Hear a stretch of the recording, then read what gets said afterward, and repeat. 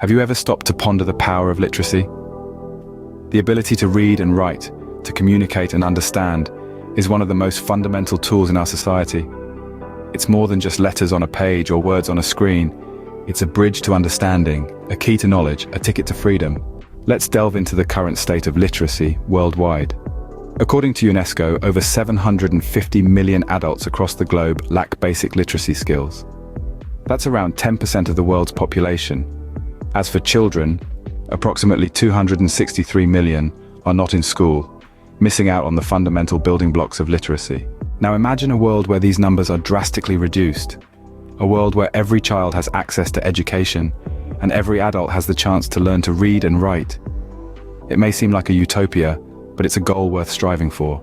In many developing countries, the literacy rate is below 50%. This means that half the population cannot read a simple sentence or write their own name. This is a dire situation that needs addressing. Literacy is not a privilege, it's a basic human right. But it's not all doom and gloom. Progress is being made.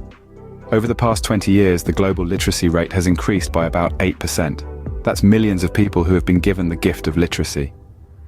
Yet the road to universal literacy is long and winding. Every step forward matters. Every book donated, every school built, every teacher trained, every child taught to read and write brings us one step closer to a world where literacy is a given, not a luxury. So, on this International Literacy Day, consider the role you can play. Whether it's volunteering at a local school, donating books to a library, or supporting organizations that promote literacy, every effort counts. Remember, literacy is a tool for change, a weapon against ignorance, and a beacon of hope for the future. So stand up for literacy, advocate for education, be the change you wish to see in the world. Because to change the world, we must first change ourselves.